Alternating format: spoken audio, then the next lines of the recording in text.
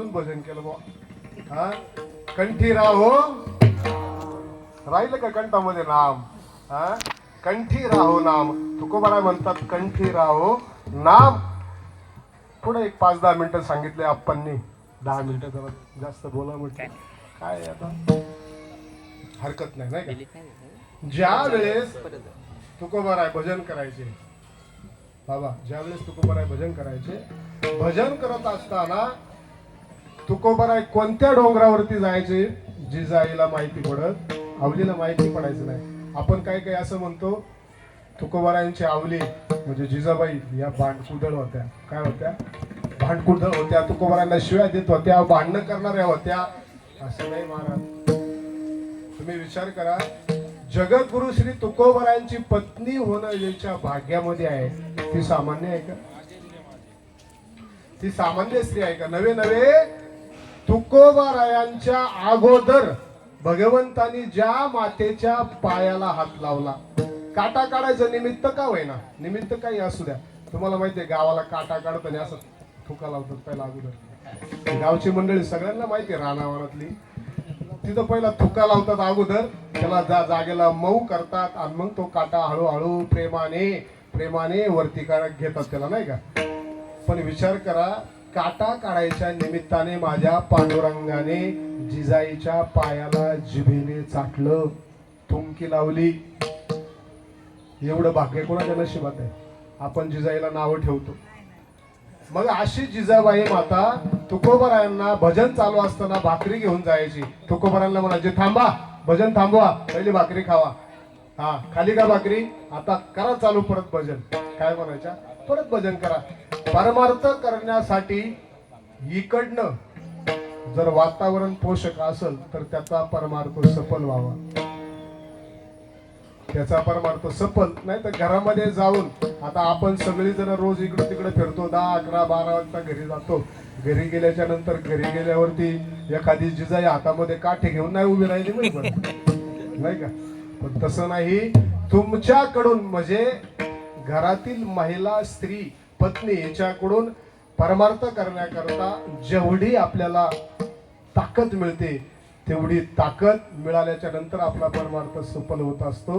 म्हणून जिजाबाईंनी सांगितलं, तुकोबाराया धनी मालक तुम्ही काय करा, मला आहे ना काय होते, मी सगळे डोंगर फिरून येते, तुम्ही कुठंच भेटत नाही, मग इकडंच भेटता. एक काम करा, कुठल्या डोंगरावर जाताना रोज सकाळी जाताना मला सांगून जा, मी आज भंडाऱ्यावर जाणार आहे, भामचंद्रावर जाणार आहे की घोरावड्या डोंगरावर जाणार आहे, कुठल्या डोंगरावर जाणार आहे मला तेवढं जाताना सांगून जा. तुकोबाराया म्हणतो आमचं ठरलेलं, आमचं तसं ठरलेलं नसतं.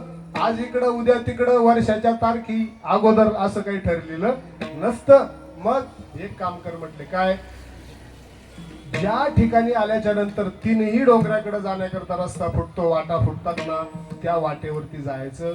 तिथली माती उचलायची, कानाला लावायची, त्या मातीतून विठ्ठल विठ्ठल आवाज आला तर त्याच वाटेने पुढे यायचं, बाकीच्या वाटेने जायचं नाही. म्हणजे तुकोबाराय ज्या वाटेने जात होते त्या वाटेची माती सुद्धा विठ्ठल विठ्ठल म्हणत होती. म्हणून कंठी राहो नाम, कंठी राहो नाम. आणि पुढे काय सांगितलं, अंगी भरोनिया. आता अंगी भरोनिया प्रेम म्हणजे कसं काय नाही का, अंगामध्ये प्रेम भरून राहायचं. प्रेम ही बोलण्याची गोष्ट नाही बरं का बाबा. नारद भक्तिसूत्रामध्ये नारदजींनी भक्तिसूत्रामध्ये प्रेमाची व्याख्या करत असताना सांगितले अनिर्वचनीयम नाही का. काय सांगितलं? अनिर्वचनीयम परम प्रेम स्वरूपा. म्हणजे ते प्रेम जे आहे, मराठी व्याकरणामध्ये अशी काही वाक्य आहेत की उच्चाराच्या अर्थाने घ्यायची नाही, ती अनुभवाच्या अर्थाने घ्यायची. प्रेम नोहे सांगता बोलेता दावेता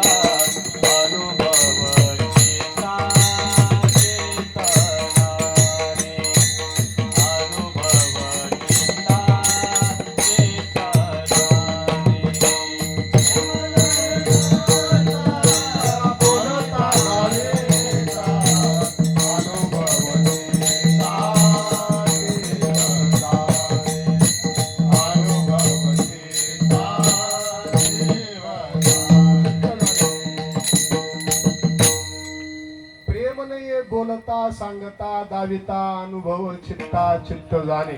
प्रेम ही जी अक्षर आहेत ना महाराज, हे आपल्याला बोलता येत नाही. शास्त्रकार सांगतात काही अक्षर काही वाक्य अशी आहेत ती उच्चाराच्या अर्थाने घ्यायची नाही, ती अनुभवाच्या अर्थाने घ्यायची. प्रेम आपण म्हणतो, एखादा म्हणतो बरं का, माझं तुझ्यावर खूप प्रेम आहे. काय म्हणतो? माझं तुझ्यावर खूप प्रेम आहे. समजायचं हा टोपी घालायचा कार्यक्रम. प्रेम व्यक्त करता येत नाही महाराज, प्रेम व्यक्त करता येत नाही. प्रेम ही सांगण्याची गोष्ट नाही, प्रेम ही दाखवण्याची गोष्ट नाही. मग प्रेम ही अनुभवायची जाणण्याची गोष्ट आहे. एका साहित्यामध्ये असं उदाहरण आले, पुरुषोत्तम महाराज साहित्यामध्ये असं उदाहरण आले. तुम्ही पहा, एखाद्या खोलीमध्ये गेल्याच्या नंतर दिवा पेटवा. खोलीमध्ये दिवा पेटवला आणि खोलीमध्ये दिवा पेटवल्याच्या नंतर तो दिवा पेटलेला आहे कुठं? खोलीमध्ये. तो दिवा बाहेर आणा कुठं? उंबरट्यावरती. दिवा उंबरट्यावरती आणला, वारा आला, विजून परत सांगतो, खोलीमध्ये दिवा पेटवलाय, बाहेर आणला, उंबऱ्यावर ठेवला, विजून आलं का नाही लक्षात? आलं. प्रेमाचं तसंच आहे. प्रेम रूपी जो दिवा आहे तो आतमध्ये पेटलेला आहे. जर तुम्ही त्याला व्यक्त करायला गेलात, बाहेर आणायला गेलात, बोलायला गेलात, सांगायला गेलात आणि होठ रूपी उंबरठ्यावरती जर आणला तर तो विझून. मग प्रेम हे दाखवण्याची गोष्ट नाही, सांगण्याची गोष्ट नाही आणि बोलण्याची गोष्ट नाही. मग तुकोबा म्हणतात, कंठी राहू नाम आणि अंगी भरून या. प्रेमच तुकोबारांनी का मागितलं बरं का. आता प्रेमाचे 3 प्रकार आहेत. आता आपल्याला वेळ आहे, काय काळजी नाही, चालेल ना? तुम्ही श्रोते परीक्षिती सारखे भेटल्याच्या नंतर तुमचे चेहरे एवढे प्रफुल्लित नाही का, अजून मला असं वाटतं की तुम्हाला अजून ऐकायची इच्छा आहे नाही का. सांगतो मी तुम्हाला, प्रेमाचे 3 प्रकार आहेत. कोणते 3 प्रकार आहेत? एक वात्सल्य प्रेम आहे, एक सख्य प्रेम आहे आणि एक परम प्रेम आहे, म्हणजे निष्काम प्रेम आहे. वात्सल्य प्रेम म्हणजे काय? वात्सल्य प्रेम म्हणजे जी आई आपल्या मुलावरती प्रेम करते ते वात्सल्य प्रेम आहे. आता मावल्यांना सगळ्यांना माहिती आहे, आपल्या मुलांना नाही का, तुका म्हणे अंगी व्हावे ते आपण बोलून त्याचा काय उपयोग नाही का. व्यालीची अंगी असती वेदना, तुका म्हणे मना मन साक्ष. आपण जरी एखाद्या प्रस्तुत होणाऱ्या महिलेचं किती वर्णन केलं तरी त्याच्या कळा आपल्याला आहेत का? त्या माऊलीलाच माहिती आहे. म्हणून वात्सल्य प्रेम हे आई मुलावरती करत असते. आई मुलावरती करत असताना श्यामची आई या पुस्तकामध्ये एक अशी कथा आली, एक उदाहरण आलं.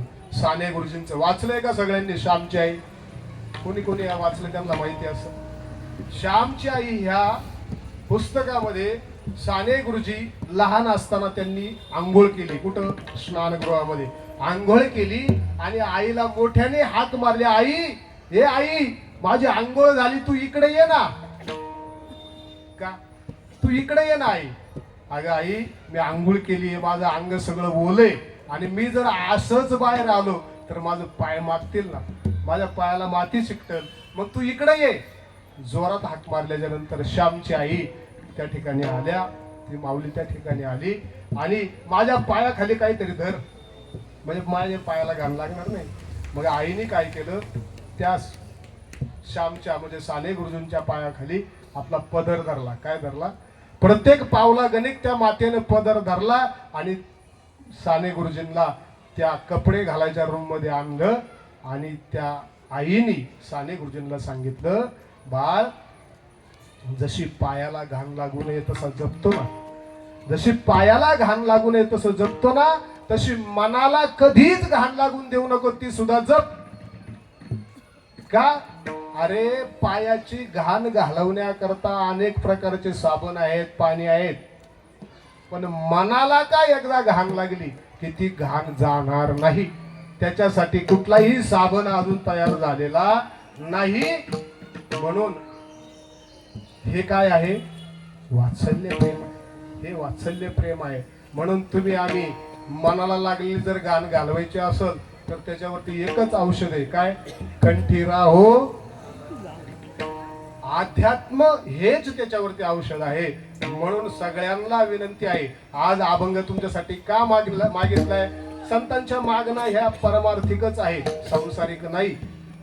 तुमच्या आमच्या आयुष्याचं कल्याण करून घ्यायचं असेल तर प्रत्येकाने ज्यांनी ज्यांनी अनुग्रह घेतलाय, सद्गुरूंना शरण गेले, त्यांनी त्यांनी आपल्या सद्गुरूंनी सांगितलेल्या नामाचा सतत सतत उच्चार करा. आणि ज्यांनी अजून माळ घातली नाही, अनुग्रह घेतला नाही, बर का, आमच्या इकडं एका जोडप्याचं लग्न झालं बाबा, आमच्या इकडे एका जोडप्याचं लग्न झालं. हा, आणि मुलगी होती 18 वर्षाची. किती वर्षाची? 18 वर्षाची. आणि त्या मुलीला माहेरचे काही लोक भेटायला आले आणि त्या मुलीला विचारलं, म्हणले काय ग तुझा नवरा काय करतो, त्याचं किती वय आहे? ती म्हणली माझ्या नवऱ्याचं वय 12 आहे. किती? 12. आणि तुझं वय 18? म्हणले हो. मग तुझ्या सासूचं किती वय? ती म्हणले माझ्या सासूचं वय 15 आहे. काय म्हणली? 15 आहे. ती म्हणली असं कसं काय, असं कसं काय असं? त्यावेळेस तिने उत्तर दिलं, काय आहे, मी लग्न करून आले त्यावेळेस मी 18 वर्षाची होते आणि आता माझ्या नवऱ्याचं वय किती आहे? 12 आहे. म्हणजे मी लग्न केल्याच्या नंतर त्यांनी आताशी माळ घातली. किती वर्ष झाले? आताशी 8 वर्ष झाले, 6 वर्ष झाले म्हणले आताशी त्याने माळ घातली, म्हणून त्याचं वय किती आहे? 12 आहे. त्याचं आयुष्य कुठून मोजायचं? जिथपासून त्यांनी गळ्यात माळ घातली का तिथपासून पुढं त्याचं आयुष्य गणतीमध्ये आहे, हिसाबात आहे. जोपर्यंत त्याच्या गळ्यात माळ नाही तोपर्यंत हिसाबात आयुष्य जात आहे. पहा, काळ जपतसे महा, स्वैताचा घोर वहा आणि ध्यानी राहा. सासूचंही तसंच गणित लावा. सासू मस्त वयस्कर म्हातारी झालेली आहे, पण तिने आता थोड्याच काळामध्ये माळ घातली, म्हणून तिचं वय किती आहे? 5च वर्ष झाली म्हणले माळ घालून. आताशी 15 वय म्हणजे 15च वर्ष झाली म्हणले माळ घालून, म्हणून तिचं वय 15 आहे. म्हणून मायबापांनो, गळ्यामध्ये तुळशीची माळ घाला बर का. कमीत कमीत आम्ही बेंबीच्या देठापासून वरडून सांगतोय तेवढं तरी ऐका बर का. हा संतांचा निरोप आहे, आमचा नाही. देवाला जे आवडतंय ते आपण केलं पाहिजे की नाही. तुमच्या घरामध्ये कर्ता पुरुष आहे, कुटुंब प्रमुख आहे, त्या कुटुंब प्रमुखाच्या मनासारख्या गोष्टी घडल्याच्या नंतर घरात वातावरण कसं असतं? आनंदित असतं की नाही. कुटुंब प्रमुखाला काय वाटत? माझ्या मनासारखं सगळ्यांनी व्यवहार करावं आणि मग आपलं कुटुंब व्यवस्थित चालेल. तसं या जगाचा विश्वाचा कुटुंब प्रमुख कोण आहे? भगवान पंढरीश पांडुरंग परमात्मा आहे. मग देवाला काय आवडतं? तुळशी माळा गळा, गोपी चंद्र केळा, हृदयी कळवळा वैष्णवांचा. देवाला काय आवडतं? मग जे देवाला आवडतंय तसं आपण जगलं पाहिजे. का ज्ञानोबा राय म्हणतात, आगा पृथ्वीवरी पाषाण नसती काही. हा, या पृथ्वीवरती नाही तरी काय थोडी, श्वान सुकरे बापुडी, श्वान सुकरे जनावर नाही का, यांना कमी आहे का ह्या पृथ्वीमध्ये? कधी कमी आहेत का? मला सांगा. मग पशु समान, जनावरा समान आपलं जीवन, पशुवत आपलं जीवन करू नका. काय आहे, बैल कधी म्हणत नाही मला भूक लागली, आता 10 वाजले कीर्तन बंद करा. कोण म्हणत नाही? जनावर म्हणत नाही, नाही का. जनावरला कळतं का मला तहान लागली, पाणी पाजा. मालक बोलवतं का मला पाणी पाजा, मला चारा टाका? नाही बोलत. मग कोण आहे? मनुष्य म्हणून जी देवाने निर्मिती केली ती याच्यासाठीच केली की तो माझा आवडता झाला पाहिजे, मी म्हणाल तसं तो राहिला पाहिजे. चला, आपला विषय काय होता? 3 प्रेम तुम्हाला सांगत होतो. पहिलं वात्सल्य प्रेम, नाही का. वात्सल्य प्रेम, वात्सल्य प्रेमामध्ये अजून एक थोडस तुम्हाला उदाहरण सांगतो बरं का. ज्या वेळेस भगवान श्रीकृष्ण सांदीपन ऋषींच्या आश्रमामध्ये 12 वर्षे आपली गुरु सेवा करून म्हणजे सगळे अध्ययन करून जात असताना सगळी मुलं, सगळे शिष्य सांदीपन ऋषींच्या पाया पडायचे आणि काय करायचे? आशीर्वाद घ्यायचे. सांदीपन ऋषी आशीर्वाद द्यायचे, आयुष्यवान भव, ज्ञानवान भव, गुणीवान भव, असे आशीर्वाद सगळ्यांना द्यायचे. मग पाया पडत पडत पडत कृष्णाचा नंबर आला आणि भगवान श्रीकृष्णाने सांदीपन ऋषींचा दर्शन घेतलं. सांदीपन ऋषींनी असे हात वर केले आणि नंतर पाहिलं तर कृष्ण आहे. खाली पाहिलं कृष्ण आहे. असेच वर हात केलेले, असेच खाली घेतले. देव म्हटले, गुरुजी मला का आशीर्वाद नाही दिला? मी पाया पडलोय. सांदीपन ऋषी म्हणले, तुला आशीर्वाद देण्यासारखं माझ्याकडे काहीच नाही बाबा. हे सगळं आहे, हे सगळं तुझंच आहे, नाही का. कमीत कमी तुझ्या आशीर्वादाने माझा आश्रम तरी चाललाय बाबा, नाही का. नाही का. मग कृष्ण म्हणाले, गुरुजी मी दर्शन घेतले, मी पाया पडलोय, मला आशीर्वाद द्यावं लागेल. सांदीपन ऋषींनी सांगितलं, हे जे आहे हे सगळं तुझंच आहे नाही का, ऐका यशश्री अवधार्य ज्ञान वैराग्य ऐश्वर हे सगळं तुझ्यापासून निर्माण आहे. मी तुला काय देणार आहे, माझ्याकडे काय द्यायला, मी अल्पज्ञ आहे, मी तुला काही देऊ शकत नाही. तरी पण कृष्णाने हट्ट केला, मला आशीर्वाद मिळाला पाहिजे. सांदीपन ऋषी म्हणाले, एक काम कर, तुला काय आशीर्वाद पाहिजे तूच मागून घे, मी फक्त हा म्हणतो. काय सांगितलं गुरुजींनी, तुला काय पाहिजे ना ते तुझ्या तोंडाने तूच मागून घे, मी हा म्हणतो. श्रीकृष्ण म्हणाले, बघा गुरुजी मी मागेल ते द्याल ना. गुरुजी म्हणाले, मागायचं ठरलं नाही आपलं, मी फक्त हा म्हणणार आहे. काय म्हणणार आहे, मी फक्त हा म्हणणार आहे. आणि मग त्यावेळेला भगवान श्रीकृष्णांनी हात जोडले सांदीपन ऋषींच्या समोर आणि काय मागितलं माहितीये का, जोपर्यंत माझं जीवन आहे, भगवान कृष्ण म्हणतात गुरुजींना, सांदीपन ऋषींना, जोपर्यंत माझं जीवन आहे तोपर्यंत मातृहस्तेन भोजनम, जोपर्यंत माझा हा अवतार आहे, माझं हे आयुष्य आहे, तोपर्यंत मला माझ्या आईच्या हातचंच खायला मिळावं, माझ्या आईनेच मला भरवावं, हा आशीर्वाद मला द्या. त्याला काय म्हणायचं, वात्सल्य प्रेम विठ्ठला.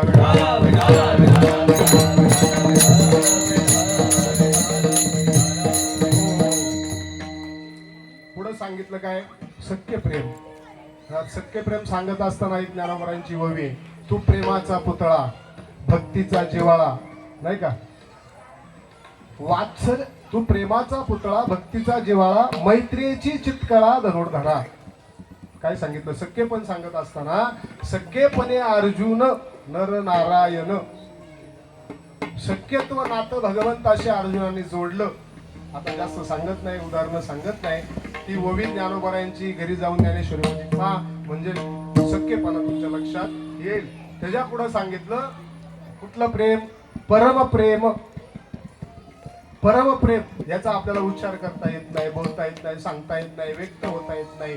म्हणून नारद भक्ती सूत्रामध्ये सूत्र आहे काय, सातु आश्विन परमप्रेम रूपा. परमप्रेम जे आहे, भक्त नारदजींनी सांगितलं, परमप्रेम हे व्यक्त करता येत नाही. काय झालं, एकदा सेना महाराज पंढरपूरला आले.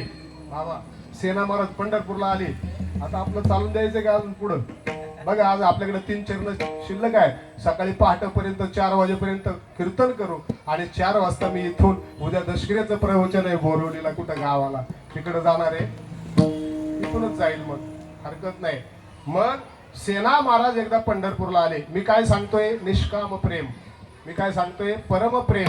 सेना महाराज एकदा कुठं आले, पंढरपूरला आले. आणि पंढरपूरला आल्याच्या नंतर सेना महाराज हे नाभिक समाजाचे होते, सगळ्यांना ज्ञात आहे. सेना महाराज आले, प्रदक्षिणा करताना त्यांना एका कोपऱ्यामध्ये एक दगड दिसला. त्यांनी तो दगड उचलला, त्यांना वाटलं आपल्याला वस्त्रा घासायला कामाला येईल, आणि तो दगड घेतला त्यांनी आणि ते आपली वारी पूर्ण करून गावाला गेले.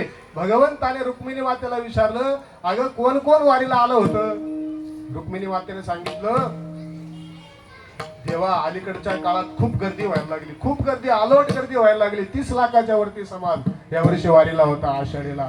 मग मी सगळ्यांची लिस्टच बनवली, नावच बनवलेत म्हणले, आणि मी सगळ्यांची नावं तुम्हाला काय करते, वाचून दाखवते.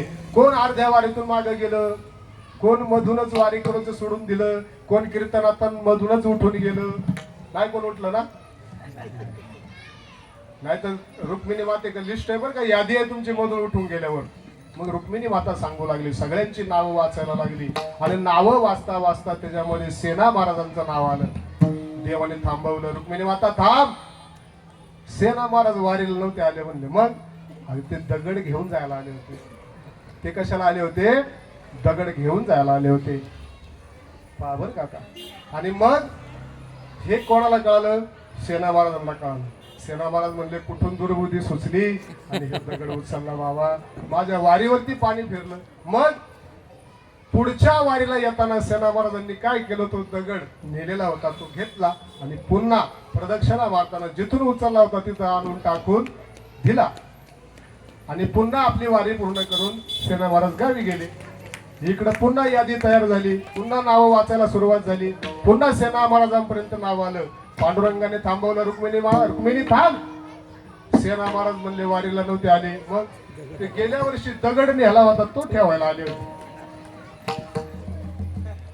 काय सांगितलं देवानी? ते गेल्या वर्षी जो दगड नेला होता तो ठेवायला आले होते. म्हणजे भगवंताला फक्त दगड उचललाय हे कर्म सुद्धा देवाला सहन होत नाही भक्ताचं. म्हणून निष्काम प्रेम पाहिजे. कसं? निष्काम प्रेम. देवाजवळ जायचं तर आपल्याकडे काय असलं पाहिजे? निष्काम प्रेम असलं पाहिजे. म्हणून हे 3 प्रकार प्रेमाचे मी तुम्हाला सांगितले. विठ्ठला विठ्ठला विठाला विठाला विठाला विठाला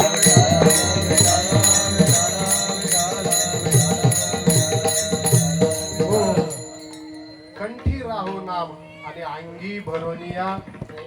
अशा प्रकारचं कंठामध्ये नाम राहू द्या आणि अंगामध्ये प्रेम भरून राहू द्या. मग हेच मागण्याकरता मी तुमच्याकडं आलोय, हेच दान मागण्याकरता मी तुमच्याकडे आलोय. अभंगाच्या 2ऱ्या चरणामध्ये ऐसे द्यावे काही दान, ऐसे द्यावे काही दान,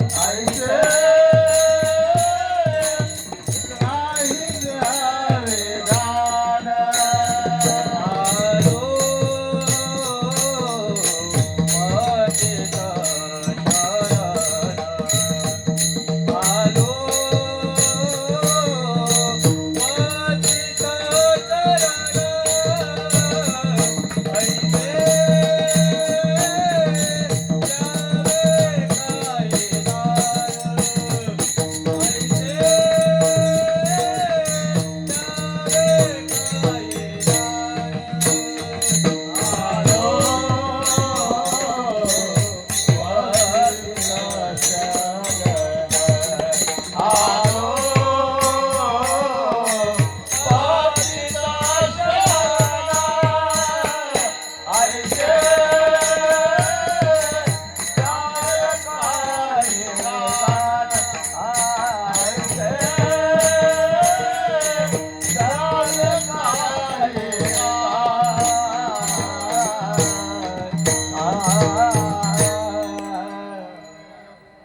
तुकोबाराय म्हणतात, देवा कंठी राहो नाम आणि अंगी भरोनिया प्रेम, ऐशे द्यावे काही दान. काय आहे? तुम्ही श्रोते मंडळी माझ्याकडे पाहतात, पण मला वरून सूचना आली आहे. म्हटले महाराज थोडस 10-15 मिनिटं पुढे जाऊ द्या. आपले उपमुख्यमंत्री, आपल्या राज्याचे लाडके उपमुख्यमंत्री श्री एकनाथजी शिंदे येणार आहेत. त्याच्यामुळे मी आपला वाढवत राहिलो. तुम्ही माझ्याकडे पाल आणि माझ्या नावाने अशी बोट करशाल बरं का? तसं काही करू नका. आपल्याला एक 10 मिनिटं तरी आप्पा आता पाहता पाहता मला वाटतं 20 मिनिटं आपलं पुढे झालेलं आहे. तुम्ही जशी सूचना द्याल अजून 5-1 मिनिटं 2 राहिलेल्या 2 चरणांचा धावता भावार्थ पाहूया आणि आपल्या सेवेला आपण पूर्ण विराम देऊया, नाही का? काय आहे? वारकरी संप्रदायाचे काही नियम, काही तत्व हे आहेत, ते आपण जपलीच पाहिजे. 10च्या पुढं म्हणजे वेळ संपल्याच्या नंतर वक्ता किती सांगतोय याला काही महत्व राहत. वक्त्याने जरी ब्रह्माचं झाड दरवाज्यात तुमच्या लावलं तरी तुम्हाला त्याचं काही घेणं देणं.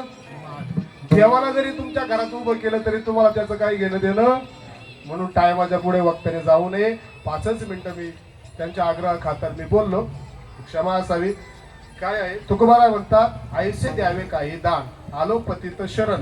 आता दान सांगत नाही, ऐसे म्हणजे ते सांगत नाही, फक्त शरण सांगतो 2 मिनिटात बरं का? शरण म्हणजे काय?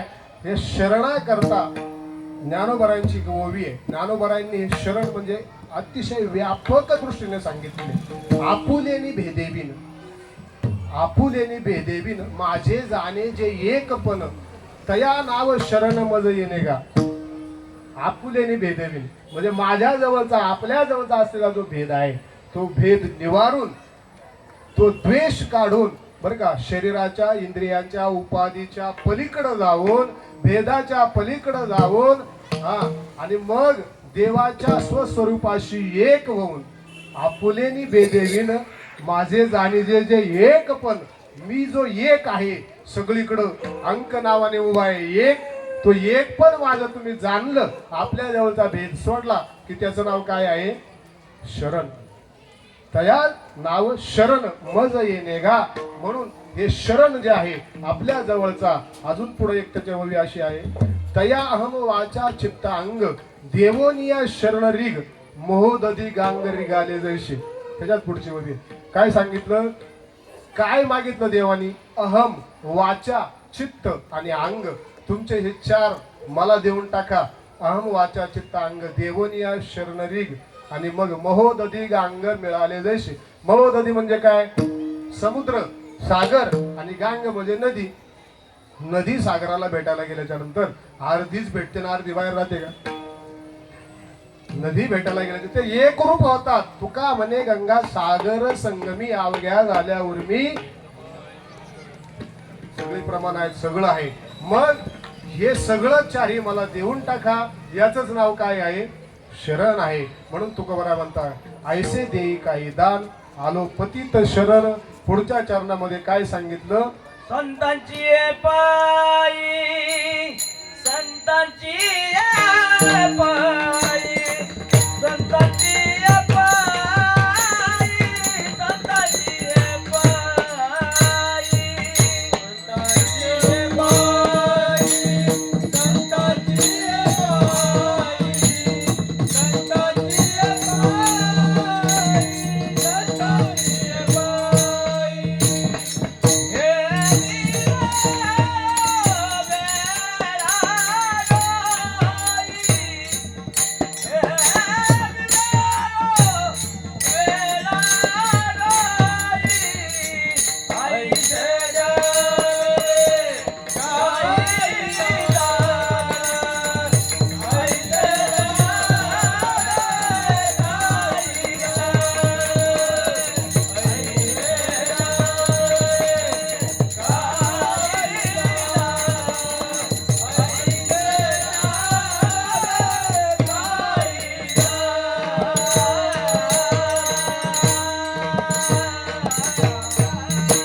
तिसऱ्या चरणामध्ये तुकोबरा म्हणतात संतांचे पायी ठेवी वेळोवेळा डोही. तुकोबरा म्हणतात देवा एक तर कंठी राहो नाम अंगी भरून या प्रेम हे दे. आणि दुसरं संतांचे पायी ठेवी वेळोवेळा. संतांच्याच पायावरती का सांगितलं? संतांच्या पायावरती डोकं ठेवल्याच्या नंतर ह्या भवसागरातून आपण तरुण जाणार याची खात्री आहे तुकोबरा यांना, नाही का? तुम्ही पहा ना, संतांच्या नावाचा नुसता उच्चार केला तरी आपण तरुण जातो, नाही का? तुका म्हणे पापे जाती, नाही का? म्हणून संतांच्याच पायावरती माझं डोकं राहू दे. एकदाच नाही, वेळोवेळा ठेवी वेळोवेळा डोही. संतांच्या पायावरती वेळोवेळा डोही ठेव. काय आहे माऊल्यांनो? आप्पा खूप उशीर होत चाललेला आहे. हा काय सगळ्यांची क्षमा मागतो. आज तुम्ही परीक्षेच्या रूपाने श्रोता मला भेटलाय आणि मी कितीही बोलत राहील. अजून 2 चरण आपल्याकडे शिल्लक आहे. पण अजून मला वाटतं जेवायचं, नाही का? भोजन पण आहे ना? आहे का नाही? भूक लागली आहे काय? तुमच्याकडे पाहून वाटत नाही. मला वाटतं अजून तासभर तरी आपलं चालून द्यावं. काय तुम्ही श्रोते परीक्षेसारखे भेटले, वादक गंधर्वासारखे भेटले, गाणारे गंधर्वासारखे भेटले, बरं का?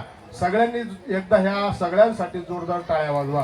मृदुंगाचार्य, गायनाचार्य आणि अतिशय सुंदर असे चोपदार आणि त्याच्यापेक्षा ज्यांच्या हातामध्ये हायकमांड सुप्रीम कोर्ट कोण? विनेकरी बाबा. आज आपल्या ह्या कीर्तनाला साथ करण्याकरता, नाही का, आमचे गुरुवर्य संगीत क्षेत्रातील मार्गदर्शक. जे काही आम्हाला गाता तर येत नाही, पण थोडंफार जे येतं ते त्यांच्याकडे बघूनच येतं. असे आमचे गुरुवर्य श्रावण महाराज बाबा धुमाळ हे सुद्धा ह्या कार्यक्रमाला आवर्जून उपस्थित झाले. तसेच आपण सर्वजण गुरुबंधू या ठिकाणी उपस्थित आहात. त्या मंडळातीलच सगळे सदस्य आणि अतिशय उत्कृष्ट कीर्तनकार, प्रवचनकार आणि गायनाचार्य आमचे भाचे म्हणा किंवा महाराज म्हणा, नाही का, पुरुषोत्तम महाराज तळपे हे सुद्धा उपस्थित आहेत. आमचे कचरे बाबा उपस्थित आहे आणि सगळी मंडळी, बरं का? आता सगळ्यांचं नाव घेण्यात अजून वेळ नको जायला. आमचे तट्टे दादा आहेत, आमचे निलेशजी महाराज आहेत. आपलं काय नाव? किशोर महाराज अतिशय किशोर तुम्ही वाजवलं. तुम्हा सगळ्यांच्या चरणी नतमस्तक होतो आणि आपल्या सेवेला पूर्ण विराम द्यायचं का आपा? काय आहे तुम्हा सर्व मायबापांच्या चरणावरती आलेत काय? मग एकदा भजन करूया आपण. ज्ञानेश्वर माऊली नारायण माऊली ज्ञानेश्वर माऊली ज्ञानराज माऊली ज्ञानेश्वर माऊली ज्ञानेश्वर माऊली ज्ञानेश्वर माऊली तुकाराम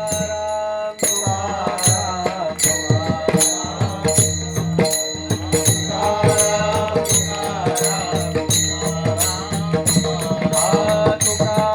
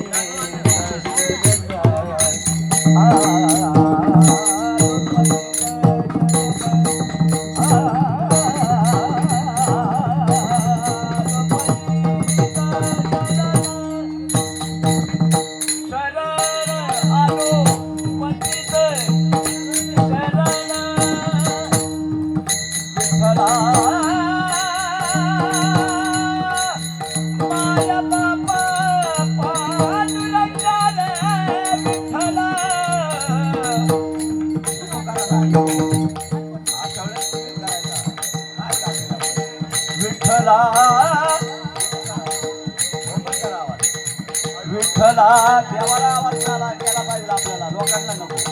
देण्यासाठी नाही, देवासाठी करायचा आवाज. विठ्ठला माया बाबा पांडुरंगा रे विठ्ठला माया बाबा विठ्ठला विठ्ठला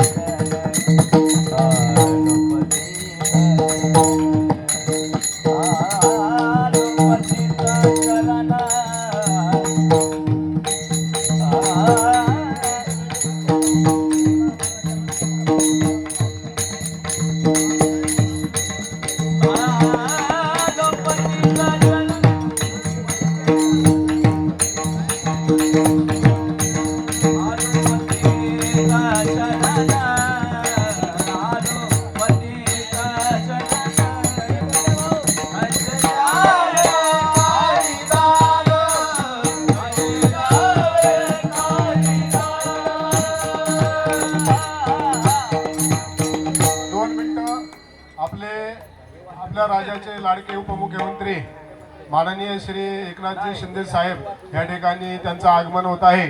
तरी एवढा वेळ आपण बसलात, अजून 2 मिनिटं जरा थोडीशी शांतता ठेवा, कुणी उठू नका. एवढी सर्व